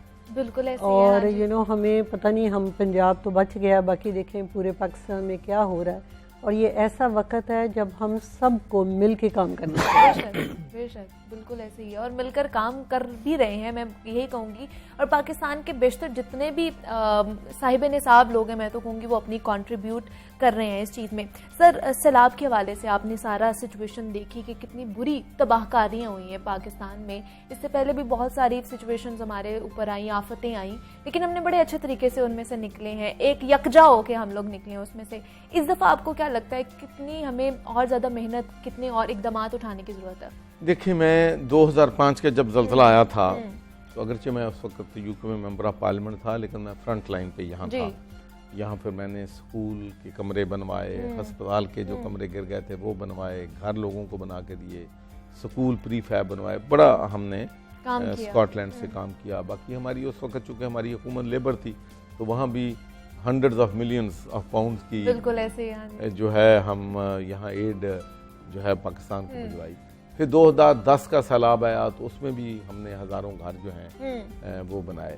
फिर कोविड-19 में अल्लाह के फजल करम से हमारी जो पाकिस्तान डेवलपमेंट नेटवर्क की ऑर्गेनाइजेशंस हैं, जो 200 ऑर्गेनाइजेशंस हमारे नीचे काम करती हैं, तो वहाँ पर हमने तकरीबन 14 अरब रुपए से ज़्यादा का चार्टी वर्क किया। और मैं समझता हूँ कि सिविल सोसाइटी की ड्यूरिंग कोविड-19 ये सबसे बड़ी कंट्रीब्यूशन, 20 लाख फैमिलीज़ को राशन पैक हमने उनके घर में। लेकिन ये एक टीम वर्क, जो सिर्फ ये सारी बात मेरा बताने का मकसद ये है कि जब आप काम मुशावरत से करते हैं, दिलजोई से करते हैं, एक दूसरे के मुशावरत से करते हैं, तो अल्लाह की मदद भी आ जाती है और आप बेहतर मुनज़्ज़म तरीके से ये काम जो है वो कर सकते हैं। बिल्कुल। अब ये देख लें, चूँकि अब जो है जो ऑर्गेनाइजेशन 1 करोड़ रुपया खर्च कर सकती है, 1.5 करोड़ खर्च कर सकती है, तो मैं उनको अब जो है जो हमारी स्ट्रेटजी है उसमें थोड़ी सी शिफ्ट आई है। अच्छा, वो जो कोविड-19 था उसमें तो जो राशन पैक है वो तो हर जगह चाहिए होते थे। हाँ जी। जो फैसलाबाद की एनजीओ है वो फैसलाबाद में दे सकती थी, जो एनजीओ लाहौर की है वो लाहौर में, तो छोटी ऑर्गेनाइजेशंस का एक बहुत बड़ा रोल था। अब बिगर पिक्चर है, अब छोटी ऑर्गेनाइजेशंस का रोल अनफॉर्चुनेटली नहीं है। मैं उनको डिस्करेज करता हूँ जो लोगों से पैसे इकट्ठे करते हैं, फिर एक ट्रक में सामान लाते हैं, फिर उनको पता नहीं किसको देना है। वो जो लोग हैं ना अपॉर्चुनिस्ट हैं, वो जाके बाजार और वो जाके अपने टेंट लगा लेते हैं और ये उन्हीं लोगों को दे के वापस आ जाते हैं। इसलिए हमने इस वक्त अपनी स्ट्रेटजी तब्दील की है। हमने जो हमारी टॉप 15 ऑर्गेनाइजेशंस हैं उनको हमने इकट्ठे किया है, जो बड़े लेवल पर काम कर बड़े लेवल के, जिनके पास रिसोर्सेज हैं। देखिए, मैं आपको बताना चाहता हूँ, पाकिस्तान डेवलपमेंट नेटवर्क बिल्कुल 1 लाख से ज्यादा हमारे रजाकार जो हैं इस वक्त ऑन ग्राउंड है, और ये इतने लॉयल्टी के साथ, इतनी कमिटमेंट के साथ, इतनी डेडिकेशन के साथ कि जहां बंदा जा नहीं सकता वहां ये सरों पे रख के अपना जो है लोगों को राशन पहुंचा रहे हैं, कुक्ड मील पहुंचा रहे हैं, टेंट लगा रहे हैं। आप जहां कहीं जिस इलाके में चले जाएं, आपको सरवर फाउंडेशन नजर आएगी, आपको अल खिदमत फाउंडेशन नजर आएगी, आपको अखूवत नजर आएगी, आपको इस्लामी ट्रस्ट नजर आएगा, आपको बैतुल सलाम नजर आएगी। ये सारी ऑर्गेनाइजेशन आपको नजर आएंगी। अगर कोई नजर नहीं आएगा तो आपको मरकजी और हमारी सूबाई हुकूमतें काम करती नजर नहीं आएंगी। तो ये एक मैं बिल्कुल ये बड़े वसूख के साथ कह सकता हूँ कि हमारे एनजीओ ने, मैं तो यकीन माने कि हम तो चलो यहाँ बैठे हैं, मैं तो 2 दिन के लिए गया हूँ कराची और दादू, और वहाँ पर तो मैं तो मुझे ऐसा उनकी देख के अभी तक मैं रात को कंफर्टेबल सो नहीं सकता।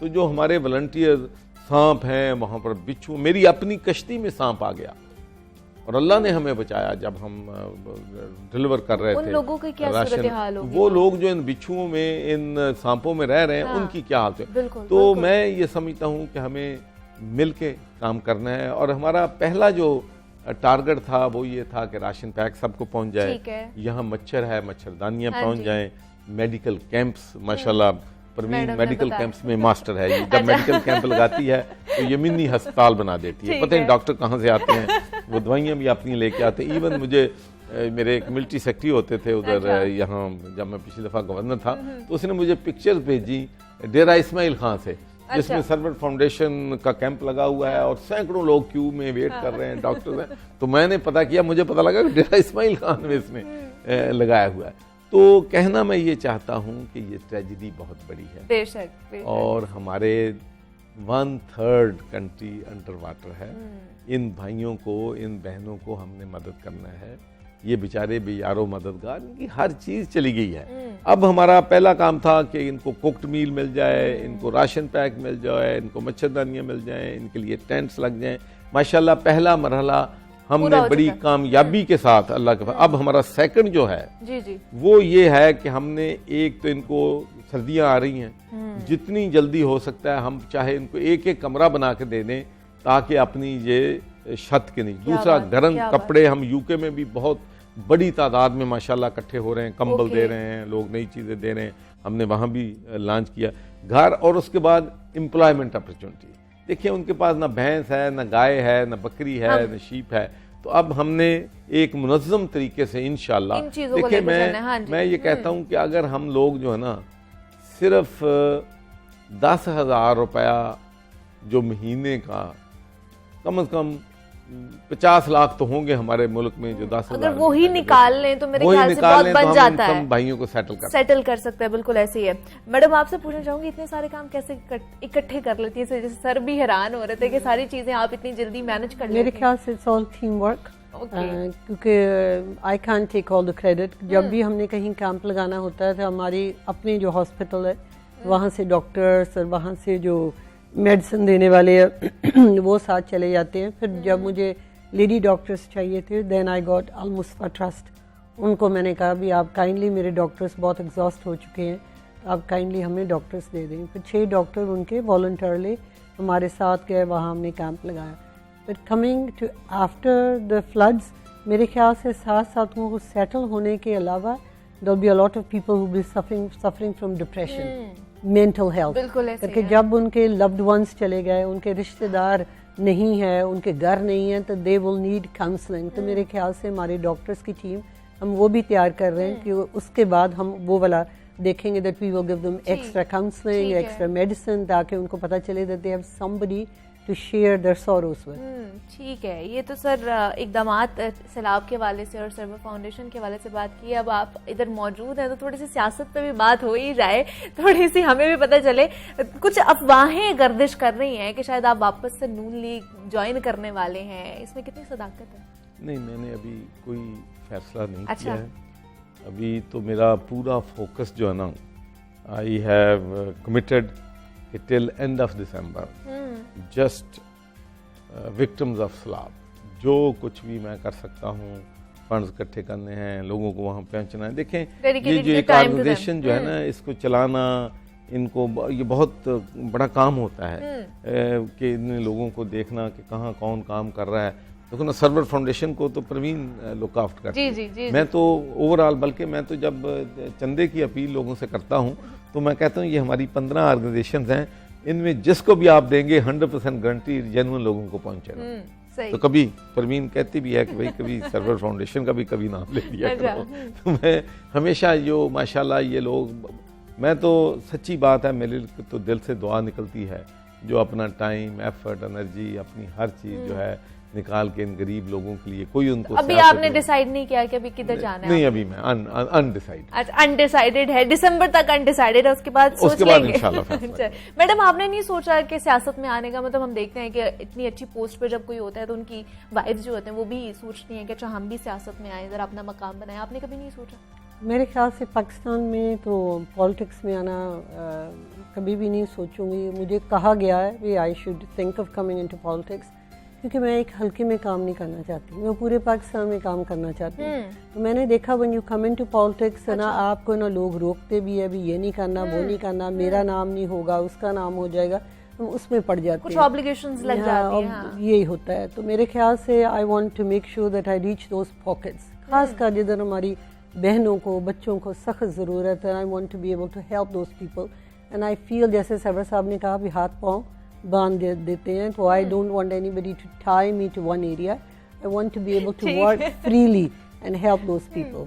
सर इसी बात को मैं थोड़ा सा और ज्यादा लेकर आगे चलना चाहूंगी कि मतलब आपने दोनों पार्टीज की तरफ से अपना गवर्नर राज जो है वो उसको देखा है, 2 दफा आप गवर्नर रहे हैं, तो दोनों पार्टीज में क्या देखा है? क्या कुछ फर्क नजर आया या एक ही जैसी है काम करने का? किसमें ज्यादा? देखिए, मैं जिसने 30 years का बरतानिया की पॉलिटिक्स में तजर्बा है, ग्लासगो सिटी काउंसलर रहा, मुझे पता है कि सिटी काउंसिल किस तरीके से फंक्शन करती है।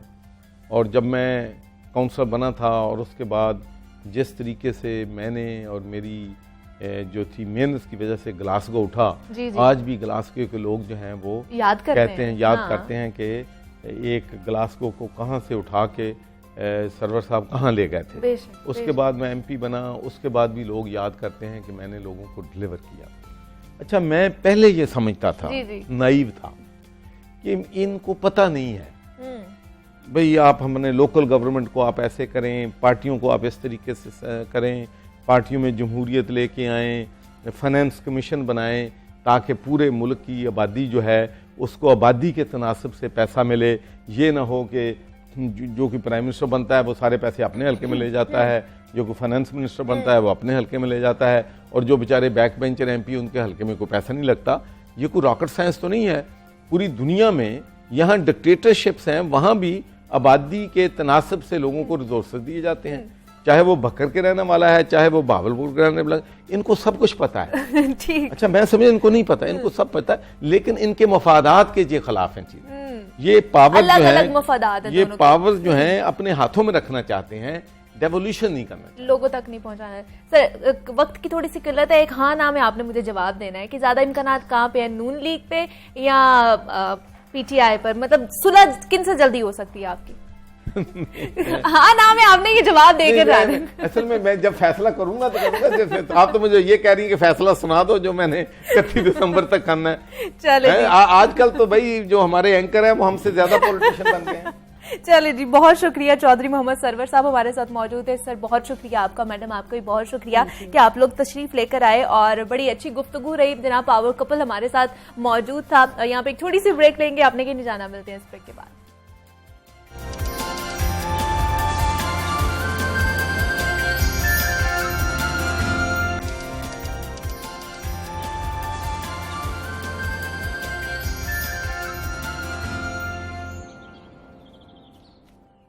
वेलकम बैक टू जागो लाहौर। जनाब, ब्रेक से वापस आ चुके हैं और सेगमेंट है हमारा लाहौर की दुनिया, जिसमें हम लाहौर के हवाले से बात करेंगे। और लाहौर पाकिस्तान के सबसे बड़े और अहम सूबे पंजाब का दारुल हुकूमत है और हमेशा से ही सियासी सरगर्मियों का मरकज भी रहा है। और पाकिस्तान की तारीख पर अगर नजर दौड़ाई जाए ना, तो ज्यादातर विफाक में वही सियासी पार्टी बरसरे इक्तदार आई है जिसने पंजाबियों के दिल जीते हैं, मतलब लाहौरियों के दिल जीते हैं।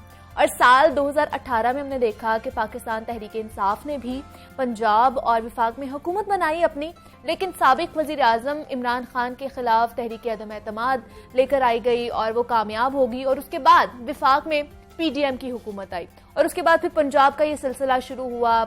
PTI की हुकूमत गई, उसके बाद फिर नून लीग की हुकूमत आई, फिर नून लीग की हुकूमत गई और PTI और काफ लीग की हुकूमत आई, जिसकी वजह से अक्सर मामलात में पंजाब और विफाक आमने सामने रहते हैं। और अब ये सारा मामला इतना संगीन होता जा रहा है कि एक जानिब पंजाब की ब्यूरोक्रेसी में बड़े पैमाने पर अखाड़ पछाड़ जारी है, तो पंजाब हुकूमत ने 3 बड़े अफसरान के तकर्रुरी तबादले भी कर दिए हैं। पंजाब के मुतअद्दिद असिस्टेंट कमिश्नर्स हैं, उनके तबादले कर दिए गए हैं। 7 डिस्ट्रिक्ट एंड सेशन जजेस हैं, 6 एडिशनल डिस्ट्रिक्ट एंड सेशन जजेस हैं जिनको तब्दील किया गया है।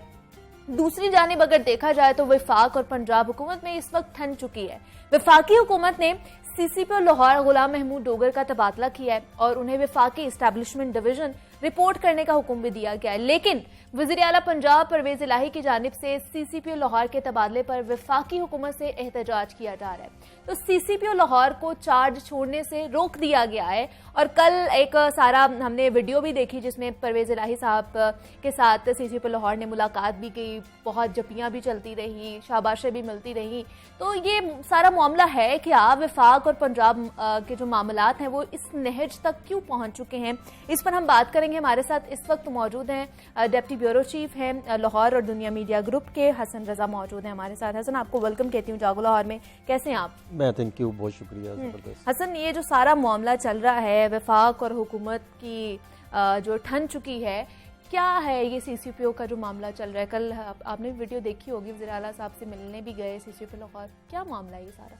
देखिए अभी एक तरफ आप देखें, आपको याद होगा अभी हमने कुछ चंद हफ्ते पहले चीफ सेक्रेटरी पंजाब की तब्दीली पर बातचीत की थी और हमने देखा कि ब्यूरोक्रेसी में किस हद तक जो है वो एक ग्रुपिंग बनती दिखाई दी और ख़ास तौर पे जो अवामी मसाइल बढ़ते हुए की हमने निशानदेही की थी और उस वक्त भी हमने ये बात कही थी कि आइंदा आने वाले दिनों में पुलिस के मामला भी सामने आएंगे।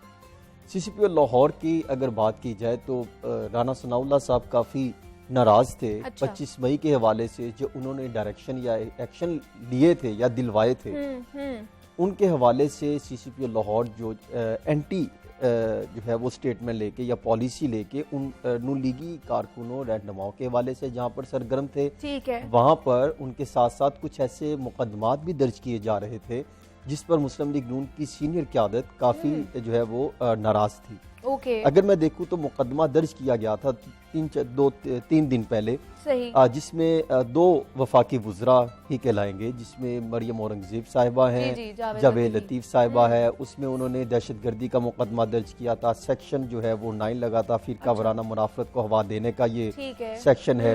फिर इसके साथ शहरी इंतशार पैदा करने की जिम्मेदारी 11 और 3 ये सेक्शन लगाए गए थे। तो उस सेक्शन के तहत इन पर मुकदमा दर्ज किया गया। उस वक्त IG पंजाब ये कह रहे थे फैसल शाहकार कि ये मुकदमा नहीं बनता, हमें मुकदमा नहीं दर्ज करना चाहिए, लेकिन क्योंकि CCPO लाहौर को कह रहे थे, ठीक है, वो अपनी लाइन ले रहे थे ना, क्योंकि IG पंजाब है। देखें पुलिस रूल्स के मुताबिक भी उनके पास अच्छी खासी पावर्स हैं जो यूज कर सकते हैं और उन्होंने डायरेक्शन दी, अहकामात दिए कि आप जो है वो मुकदमा दर्ज नहीं करेंगे, लेकिन क्योंकि उनको वज़ीर आला ऑफिस की तरफ से हदायत मिली, उन्होंने उनकी डायरेक्शन पर फौरी तौर पर मुकदमा दर्ज कर दिया। और मेरी उनसे खुद भी बात हुई, वो भी ये कहते हैं कि यही मसला है, पर्चा दर्ज करने के बाद ही मुझे वफाक से हुक्मनामा मिला। और वफाकी हुकूमत अगर देखा जाए तो उस पर राना सनाउल्लाह ने काफ़ी नाराज़गी का इजहार करते हुए उनको तब्दील कर दिया या ओहदे से हटा दिया, या ये कहा जा सकता है कि उनकी खिदमत वापस ले लीं। अगर देखें एक चीज मैं आपको बताऊं कि वफाक वापस ले सकता है या नहीं ले सकता, जिसपे अब जंग छिड़ चुकी है। 1994 में जब मोइन कुरैशी साहब शायद 1993 तक थे, अक्टूबर तक वजीर आजम, निगरान वजीर आजम, उसके बाद शायद 1994 की जब हुकूमत आई उस वक्त ये मामला चला था। तो तमाम सूबों के दरमियान एक एग्रीमेंट हुआ था, कोई भी ऑफिसर जो कि आल पाकिस्तान सर्विसेज के हैं, उसमें 2 सर्विस आती हैं, एक आती है पाकिस्तान एडमिनिस्ट्रेटिव सर्विसेज जिसे DMG कहा जाता है, दूसरी आती है पुलिस सर्विस, कि ये 2 सर्विस के तमाम सूबों में अगर कहीं तैनात होते हैं या इनकी खिदमत वापस ली जाती हैं तो उस मुआहदे की रोशनी में कंसल्टेशन के बाद उनकी खिदमत ली जाएगी, सुबह से कंसल्टेशन के बाद। सही। वफाक ये कहता है कि इस ये मुआहदा तो चलता रहता है, इसको हम नज़रअंदाज भी कर सकते हैं, ये इतनी अहमियत नहीं रखता, वो सिचुएशन देखते हुए वो तब्दील भी हो जाता है। अब वफाक हुकूमत ये कहती है एस्टेब्लिशमेंट डिवीजन कि हमें क्योंकि डायरेक्शन थी, हमने इनके खिलाफ अब बाकायदा इंक्वायरी करनी है, इन पर बेशुमार इल्ज़ामात हैं और हमने अपने कानून और पॉलिसी के मुताबिक इनकी खिदमत वापस ले ली क्योंकि उनका पेरेंट डिपार्टमेंट वो है। दूसरी जानिब पंजाब हुकूमत ये कहती है कि आर्टिकल 240 है जो इसका वो हवाला देते हैं कि एक वो है और दूसरा एक जो मुआहदे हुए हैं उसके मुताबिक हमसे कंसल्टेशन नहीं की गई और कोई भी अफसर ऐसे गैर कानूनी तौर पर वफाक रिपोर्ट नहीं करेगा। इससे 2 नुकसानात होंगे। एक तो मैं इसकी तरफ आता हूं, पहले मैं आपको बताऊं कि अब वफाक अगर नहीं ये जाते रिपोर्ट करते तो वफाक 7 दिन के बाद उनको शोकाज नोटिस जारी करेगी और फिर मुअत्तली की तरफ जाएगी। वो अलग बात है कि इनके बहुत चंद महीने रह चुके हैं रिटायरमेंट की, गुलाम महमूद डोगर साहब के, तो अगर वो नहीं जाते तो इनकी अपनी सर्विस का होगा या अपने जो है वो पेंशन के मामला तो बेशुमार दीगर मसाइल भी सामने आ सकते, क्योंकि एस्टेब्लिशमेंट डिवीजन है इनका पेरेंट डिपार्टमेंट जिसने बाकायदा पूरी कागजी कार्रवाई मुकम्मल होनी है, उसमें वो कुछ भी कर सकता है, उनके पास पावर्स हैं, इख्तियारात हैं। दूसरी जानिब पंजाब में कल वजीर आला पंजाब ने तमाम ब्यूरोक्रेसी का इजलास किया, वो बहुत मजेदार भी था और बहुत जबरदस्त भी था। मजेदार इस हवाले से था कि ऐन उस मौके पर जब पुलिस डिपार्टमेंट में काफी ज्यादा जो है वो परेशानी की सिचुएशन है, उस वक्त परवेज इलाही साहब ये फरमाते हैं कि हम आपकी सरकारी रिहाइशों में बेहतरीन सहूलियात भी फराहम करेंगे, आली शान घरों को बेहतर भी बनाएंगे, हम आपको आसान कर्जों पर घर के लिए जो है वो कर्जे भी फराहम करेंगे। ये पुलिस अफसरान को कहा जा रहा है और ये बहुत बड़ी बात है कि अगर ये जो है वो इकदाम किए जा रहे हैं, यानी उनको हौसला बुलंद किया जा रहा है, उनकी अट्रैक्शन अपनी तरफ माइल करने के लिए बड़े बड़े फैसले लिए जा रहे हैं, या फैसले इंप्लीमेंट कब होते हैं ये तो अलग चीज है, लेकिन उनको बताया जा रहा है कि हम आपके साथ हैं और आप हमारे दिल के करीब आए, हम आपके दिल के करीब आते हैं। यानी ये चीज चौधरी परवेज इलाही में है। अच्छा, ये अपनी तरफ खींच के लेके आते हैं। दूसरी जानिब अगर देखें तो आप पुलिस अफसरान बड़े फैसले करने से गुरेज कर रहे हैं, कोई भी बड़े काम। लाहौर में अगर आप देखें तो यहाँ पर जो SSP साहब थे उनको भी इसी वजह से तब्दील किया गया। वो जो मेरिट पे काम करना चाह रहे थे, शायद उनमें काफ़ी ज़्यादा मुदाखलत थी, इमरान किश्वर, उनको भी कहा गया कि आप जो भी डायरेक्शन थी कि इस पर काम करो, उन्होंने कहा मैं तो मेरिट पे काम करूंगा, मैं तो उसके बर्क्स काम नहीं कर सकता। इसी तरह बेशुमार अफसरान हैं। अब पुलिस रूल्स ये कहते हैं कि पंजाब IG पंजाब DPO खुद लगाने का मजाज है, उसमें कोई सियासी मुदाखलत नहीं होगी। IG पंजाब भी इस पर फोकस करते हैं, लेकिन मसला फिर वही है कि उस पर अमल दरामद होता कहीं नहीं आता। सियासी मुदाखलत बेशुमार बहुत ज्यादा है। हाँ। ये बेशक आप जो मर्जी कह लें, ये नजर भी आती है। कोई भी जमात जब आती है सबसे पहले तो वो ये कहती है कि हम कोई भी किसी भी महकमे में कोई सियासी मुदाखलत नहीं करेंगे, लेकिन फिर भी अनफॉर्चुनेटली वो चीज हो रही होती है, हो जाती है। तो ये मैं देखने वालों को ये एक स्टांस क्लियर करना चाह रही हूँ हसन, के जो CCPO का तबादला आप कह लें या जो रिपोर्ट करने को उनको एस्टेब्लिशमेंट डिवीजन को बोला जा रहा है, इसके पसे पर्दा यही है कि मुकदमा नून लीग के ऊपर हो रहे हैं। मुकदमा जो मेन मुकदमा है वो जावेद लतीफ और मरियम औरंगजेब और दीगर, इसके बिना पर जो है उनको रिपोर्ट करने का हुक्म दिया गया है। वो मेरी बात हुई है CCPO साहब से, वो खुद ये तस्दीक करते हैं कि इसी मुकदमे की बुनियाद पर, और मुझे कहा गया कि वफाक रिपोर्ट करे, बैकग्राउंड उनकी यही बनती है। ठीक है, ठीक है। तो अब उसमें अगर देखा जाए तो बेशुमार अफसरान है जो अब बड़े फैसले लेने से गुरेज करेंगे। अभी तक अगर आप देखें तो पंजाब का क्राइम इस सारी सिचुएशन में ब्यूरोक्रेसी रहती है, कौन अफसर रहता है, कौन चला जाता है, चीफ सेक्रेटरी साहब कौन आते हैं, IG साहब कौन होते हैं, CCPO Lahore, SP, DSP, SHO, बेशुमार वो अलग चीज है। सियासी पुश्तनाई रखते हो, सियासी पस मंजर से आए या सिफारिश कल्चर से आए या पैसे दे के आए, ये एक अलग कहानी है। मसला यह है कि क्राइम जो बढ़ता नजर आ रहा है वो इंतहाई खतरनाक पोजीशन इख्तियार करेगी। अगर आप देखें तो जो मेरे पास पंजाब पुलिस के ही डॉक्यूमेंट्स के मुताबिक जो इदादो शुमार है वो कोई हल्के नहीं है। उसके मुताबिक भी 4,32,000 क्राइम रिपोर्ट हुआ है इस साल 7 माह के दौरान। इसमें कत्ल गारत के केसेस बढ़े हैं, रेप, गैंग रेप के केसेस बढ़े हैं। इसके साथ साथ अगर आप देखें तो यहाँ पे सबसे बड़ी चीज जो अगवा और अगवा बराए तावान के केसेस बढ़े हैं, जो गुज़श्ता चंद सालों में हमने देखा थे कम हुए थे। मुस्लिम लीग नून के दौर में काफी इसको सिचुएशन को बेहतर बनाया गया था, पिछले हुकूमत में भी काफी सिचुएशन को कंट्रोल किया गया था, लेकिन आज हमने देखा कि वो क्राइम बढ़ रहा है। इस सारी सिचुएशन जितने भी अफसरान हैं वो सिर्फ अपनी पोजीशन लेने के लिए वो जो है वो किसी न किसी के साथ वफादारी जाहिर करते हुए अहम जगहों पर तैनाती के लिए फोकस कर रहे हैं। वो ये नहीं करते कि हमने क्राइम को कंट्रोल करना है, हमने तफ्तीश को बेहतर बनाना है, हमने जो पर्चा दर्ज होना उस पर मेरिट पर फैसला करना है, इस पर कोई तरजीह नहीं दी जाती है। आपको याद होगा जब बुज़ार साहब वजीर आला थे तो उनके दौर में कहा जाता था कि ब्यूरोक्रेसी जो है उनके साथ कोऑपरेट नहीं करती है, उनके साथ एक पेज पर नहीं आती है, तो बड़ी मुश्किलात का सामना करना पड़ता था। अब वजीर आला परवेज इलाही साहब बने हैं तो इस तरह की सिचुएशन आपको देखने को मिल रही है, क्योंकि ब्यूरोक्रेसी में भी दिन ब दिन जो है रोजाना की बुनियाद पर हम कार प्रचार देखते हैं, अफसरान के तबादले कर दिए जाते हैं। देखिए बेशुमार है, चाहे आप सिविल और पुलिस ब्यूरोक्रेसी दोनों में देखें तो दोनों में दो चीजें हैं, एक इधर ग्रुप है एक इधर है। जो काम करने वाले हैं उन्होंने तो काम करना तकरीबन छोड़ चुके हैं। वो कहते हैं हम कोई ऐसा फैसला नहीं लेंगे जिससे आइंदा आने वाले दिनों में हमारे खिलाफ कोई इंक्वायरी खुले, हमारे पर जो है कोई कीचड़ उछाले। जिसमें बेशुमार अफसरान है जिनके मैं नाम ले सकता हूँ, जिसमें पुलिस के भी हैं और सिविल ब्यूरोक्रेसी में भी हैं। अब अगर देखा जाए तो कुछ अफसरान वो हैं जो ये कहते हैं कि हमने सिर्फ पोजीशन पर आना है, ओहदे लेने हैं, लेकिन काम करें ना करें, अगर कोई गलत काम होना है तो इस दौर हुकूमत में वो कर डालें। इसी तरह अगर आप देखें तो फंड्स बड़े पैमाने पर जो हैं वो जारी होना शुरू हो चुके हैं। इस पर एक बहुत सीनियर बंदा और बहुत ही इंपॉर्टेंट बंदा जिन्होंने पंजाब में अपना खुद जो है वफाक ट्रांसफर करवा लिया। वो शायद जो सुनने वाले वो जान चुके होंगे कि वो कितना इंपॉर्टेंट बंदा था। उन्होंने सोचा कि शायद आइंदा आने वाले दिनों में ये फंड जो रिलीज करने जा रहा हूँ, बजाय कोई नया मसला बने वो खुद यहाँ से ट्रांसफर करवा दे। और वो बेहतर थे, मुस्बत थे, उन्होंने बहुत अच्छा काम किया था, तो उन्होंने बेहतर यही समझा कि मैं मुस्बत पोजीशन लूँ और वफाक चला जाऊँ, और वफाक में चले गए। इसी तरह और भी बेशुमार अफसरान हैं जो ये समझते हैं कि अभी हमें अवामी मसाइल पर फोकस करना चाहिए। बजाय कि हम सियासी असर रसूख इस्तेमाल करें। लेकिन मसला यह है कि जो हुकूमत आती है वो सिर्फ पहले अपनी पॉलिसी रखती है। आप देख लें सबसे ज्यादा गुजरात और मंडी बहाउद्दीन में कितना फंड्स रिलीज हो रहा है, मेरे पास डॉक्यूमेंट्स हैं।